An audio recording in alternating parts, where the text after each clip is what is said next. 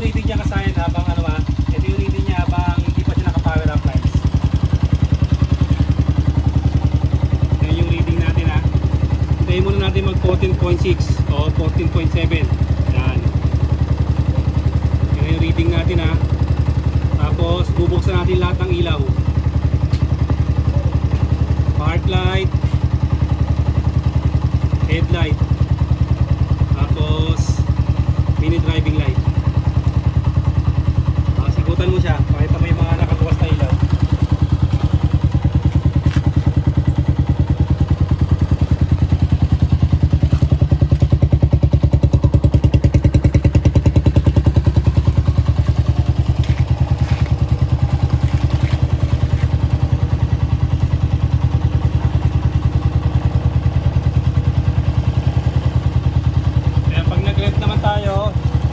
Tataas yung ano yan.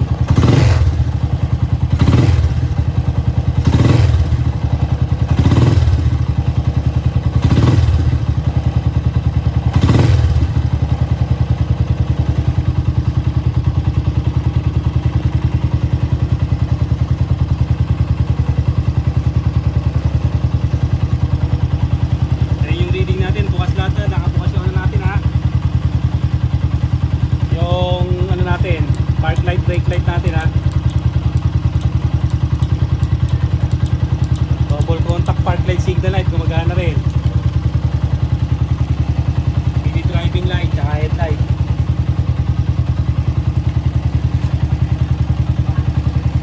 Yan ang reading natin pagka naka-signal light ha. Papakita naman namin sa inyo yung ano, pagka naka-power up na siya kung ano yung reading yan. Ayan ang nagiging reading niya ha. Naglalaro siya sa 12.7, 12.6, 12.5. Nag-i-stable na sa ron. Makikita niyo yung kaibahan ng power up lines at saka yung hindi power up lines. Ito na kasayan yung reading ng naka-power up ha. Buksan na natin yung ilaw, mini driving light, park light, tail light. Ayan, ikutan mo dyan, pakita mo yung relay natin.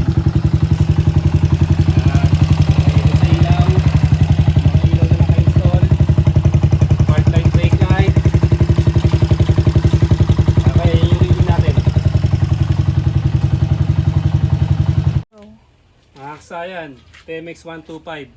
Shortcut natin na ano, shortcut na power up lines.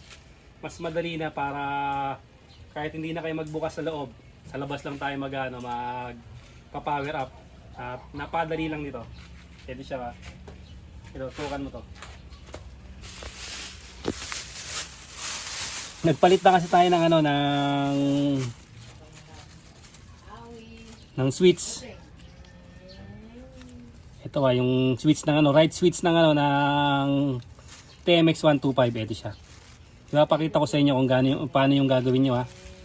Kasi nagpalit na tayo nito eh. Ito yung pwesto niya. Ito sa nakapwesto ha. Ito yung ating switch. Ang pwesto niya papaganito. Yan, papaganyan ang pwesto niya na. Tapos dito siya nakalagay. Ito ha, tingnan nyo mabuti ha. Ito yung pinaka-sample.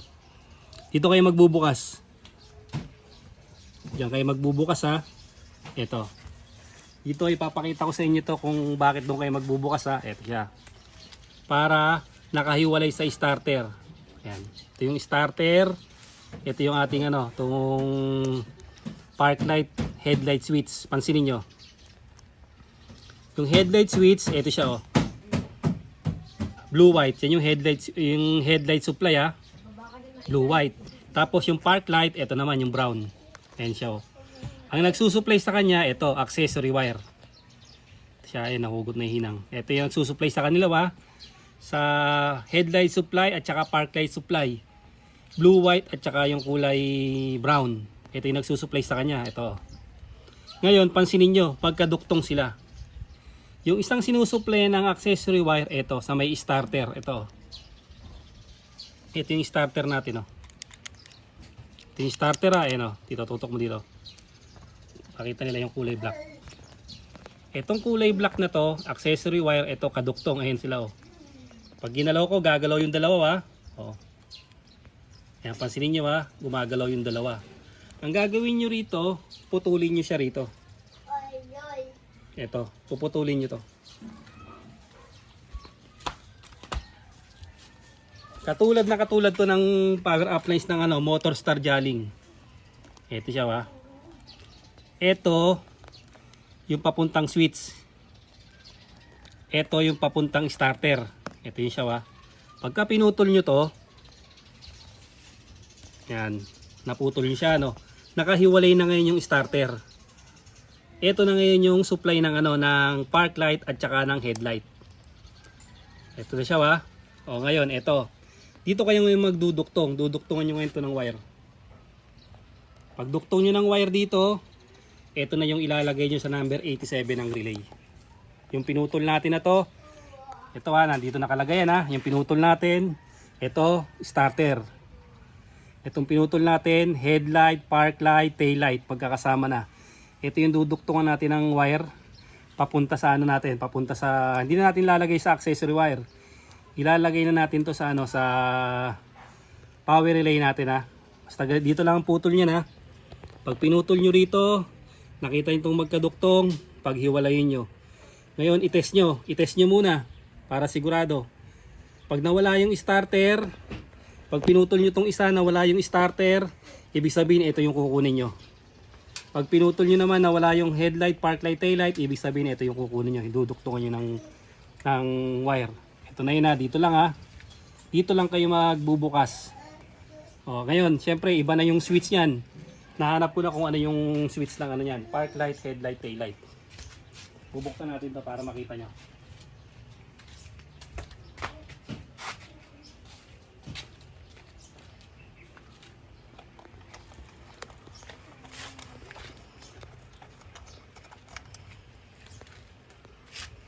Kasi sa opening naman ng power pare-parehas lang siya. Siya ba?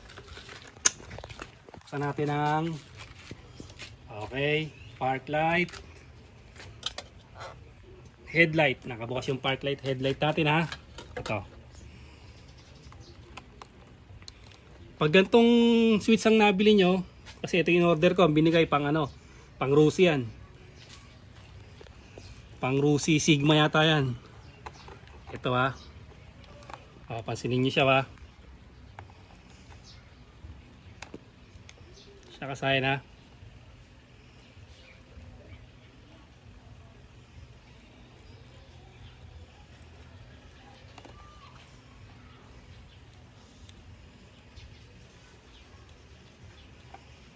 Ito. Tingin mo na rito. Siya kasayan ha. Nawala yung natin, panel gauge, nawala yung ating tail light. Ito, walang tail light, walang headlight, walang double contact, wala yung park light, brake light natin ha. Ayan siya. Ito yung wire nyo.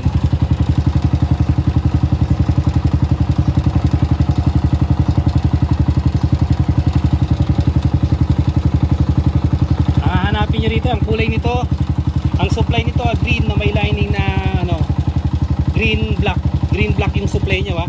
Pag ganito yung nyo, nakuha yung headlight switch, yung may gagana lahat yung natin ha. Hazard, gagana lahat yan. Ang di lang gagana dyan, park light, brake light, tail light, tsaka yung mga nilagay natin. Pagka napunta sa accessory wire to, babalik uli yung mga ilaw natin. Ayan siya. Gagana lahat hanggang likod. Ibig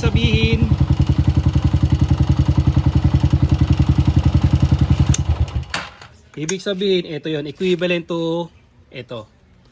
Pag nakuha nyo na to, ganito na yung mangyayari sa kanya. Pag nakuha nyo na yung isang wire na to, ganyan na yung mangyayari. Makukuha nyo na yung park light, headlight, tail light. Ayan ha. Pag inalis nyo to, mapapansin nyo mawawala lahat yun. Kompleto yun na park light, headlight, tail light hanggang baba, hanggang hanggang lahat yan. O, ito ilalagay natin sa isang 87 ng relay. Ito siya ba? Nakaporma na yung isa. Tapos, yung mini driving light natin, ayan siya nakarekta ilalagay din natin sa isang 87 ang relay. Ayan siya. Bali nakaporma na. Ito isang 87. Tapos yung mini driving light isang 87. Okay na kagad. Kasi pag power up naman, pare-parehas lang dito. O dito na tayo. Pare-parehas lang siya ng paglalagay. Dito natin ilalagay kasi wala tayong original na socket eh. Mali lang yung hinang ko 16 na. Pagka naghinang kayo nito 14 dapat yung gagamitin nyo. Ito number 16 eh. Bosch relay ha. Galing auto supply para sigurado. Dito ko na lang siya ipupesto. Kasi dyan ha. Ayan. Unahin natin tong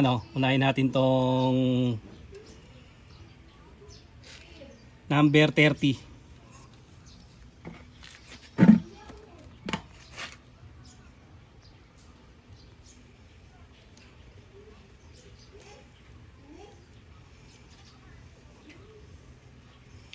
Number 30 o positive ng battery. Ito siya, tingnan niya ha. Ito. Number 30, positive ng battery yan. Lalagay natin dito, kailangan natin ng fuse na 15 amperes ha. Ayan siya oh.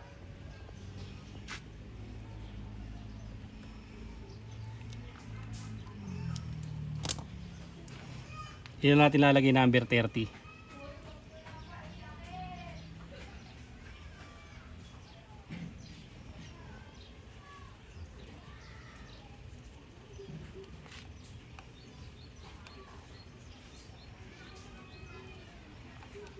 Yan. Meron na tayong 30. Tapos itong number 85, lalagay natin sa ground. Dati lalagay sa ground ha. May Philips natin. Ayun. Kahit anong motor, pare-parehas lang ha. Pag ganito yung opening. Yung positive, negative. Tsaka yung ground. Ito siya ha.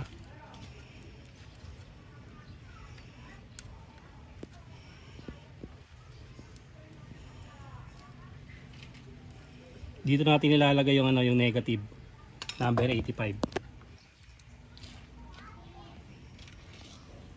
Kung gusto yung 86, pwede. 85, pwede rin. Ayan siya, dito natin lalagay ha. Tapos, mag-additional tayo ng ground.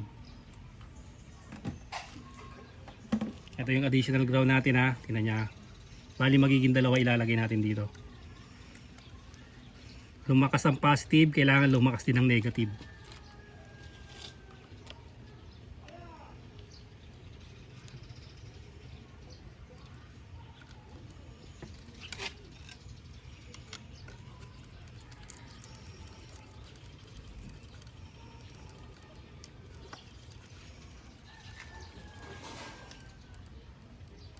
Tapos, kuha tayo ng negative.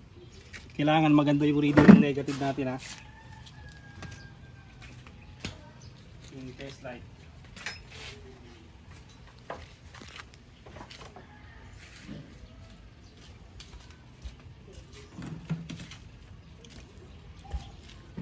Battery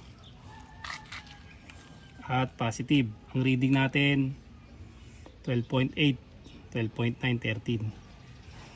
Okay. Dito ay kukuha sa pinakamalapit. Ito. Pinakamalapit na ground.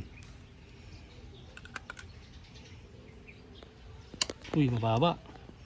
Kulang.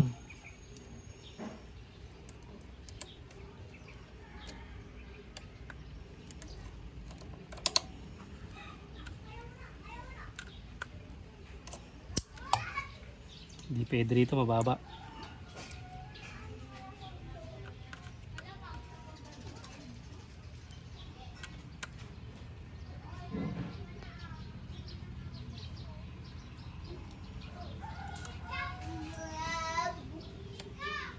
Okay, parehas lang. Naglolo ko na naman ang ating test light. Pag mababa, di tayo kukuha dyan ha. Pero pag parehas lang, dyan tayo kukuha. Okay siya kasaya no.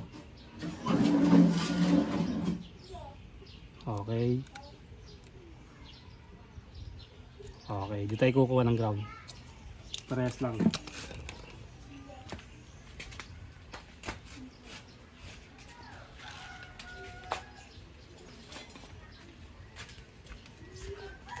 Ito na yung extra ground natin.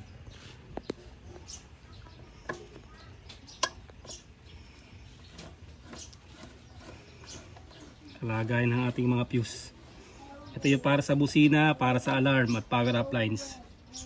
Ito na rin natin yan para sigurado. Kaya pala malawag pa oh. Ito natin para kapit na kapit ang ground.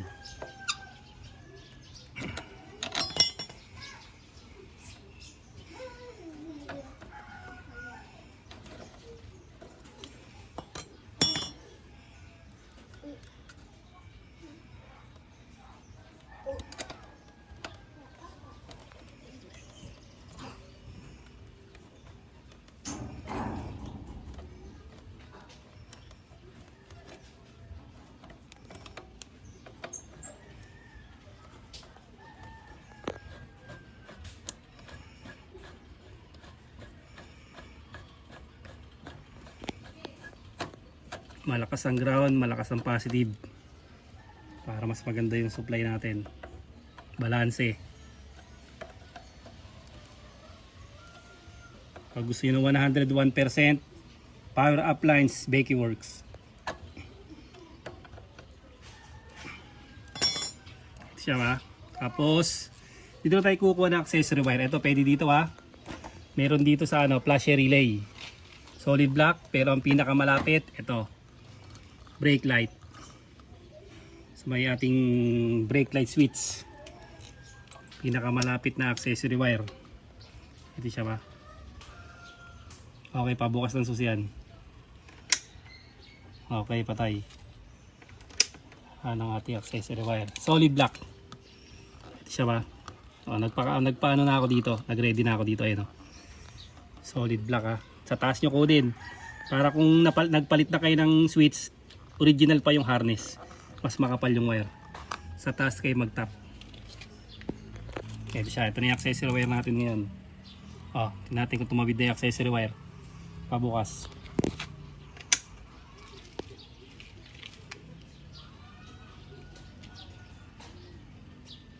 Uy, ang baba Bilisan na, kasi nakakain na. Mababa ang Yun, test light. Okay, accessory wire. Lalagay natin sa number 85, 86. Ito. 85, 86, 30. Ibig sabihin may supply na yung Paglagay natin ito, may kakasupply na yung natin. Yung... Okay, patayin mo muna. Malakas ang ground nito. Magkakasupply na ating dalawang 87.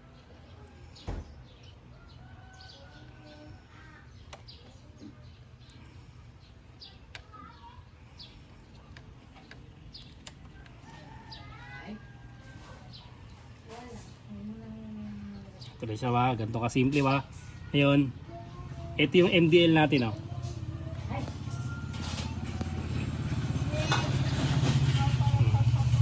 Basta mo yung MDL natin, yun yung switch.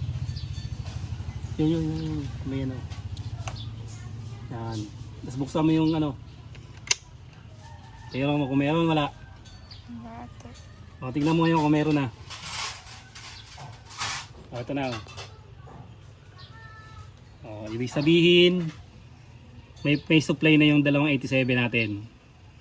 Tapos ngayon itong wire na to,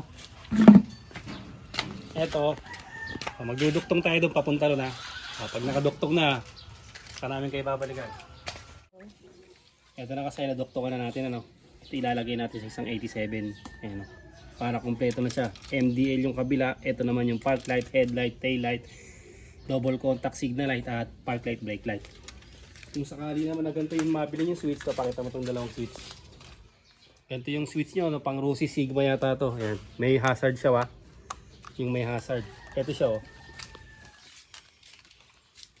diretsuin natin para makita nyo yung talagang kulay niya. Ito. Tutukan mo yung kulay nito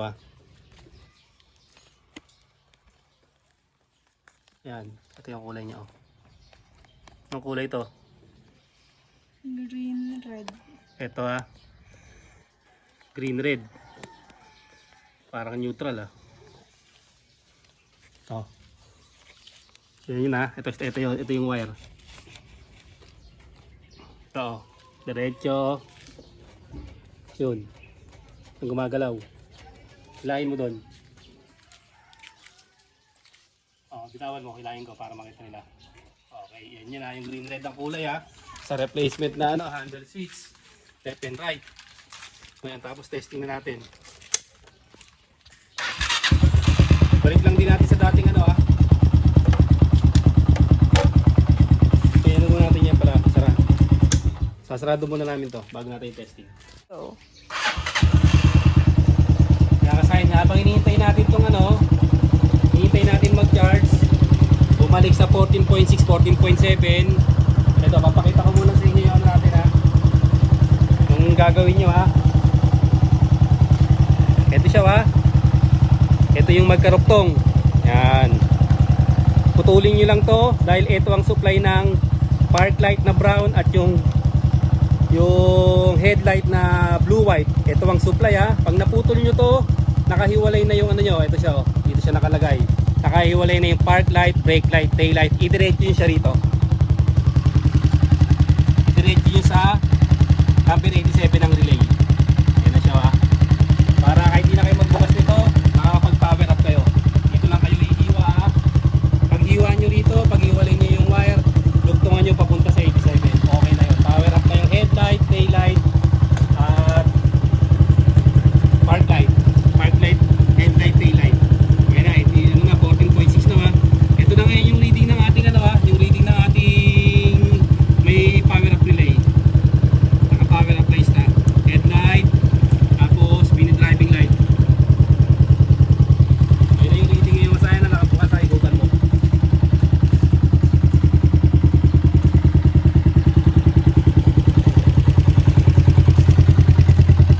Nakasaya na. Bukas na Ayun na yung reading niya kasayan. Mas mataas na yung reading niya kumpara sa kanina. Okay, pag nag-signal light tayo, hindi nagbago. Kabila, double contact signal light natin hazard natin. Wala pa rin nagbago. Mas mataas kasayan Tapos, sa harap yung passing natin. Passing natin.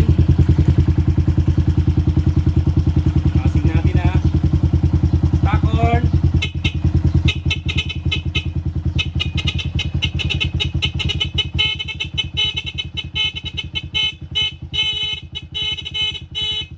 Loud horn.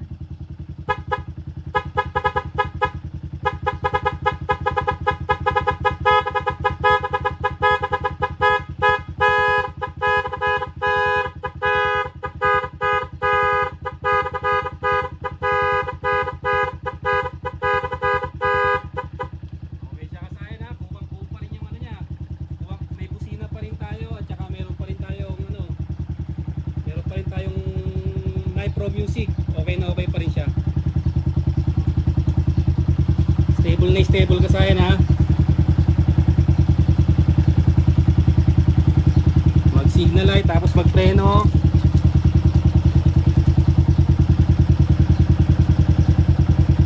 Wala may kumukurap. wala to. Kukurap siya pag tayo bubusina dahil nakaano tayo naka-passing light tayo.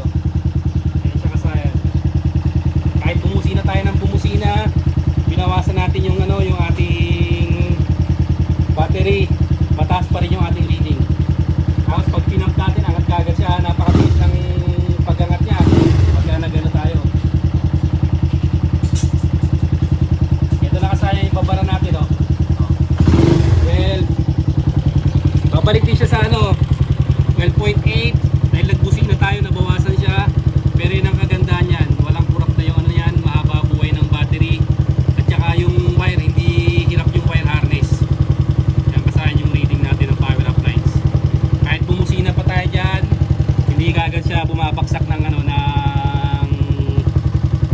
ng 11 volts. So, ayan kasaya, no?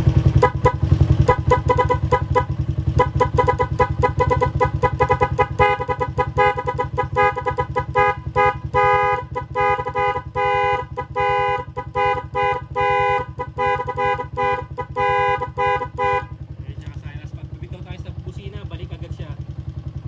Kaya pagka nagano tayo na revolution, ay nakagad, balik na agad. Pag meron pa kayong tanong sa power upline sa TMX 125, mag-comment lang kayo at sasagutin natin yan. Hanggang dito na lang mga kasaya. Salamat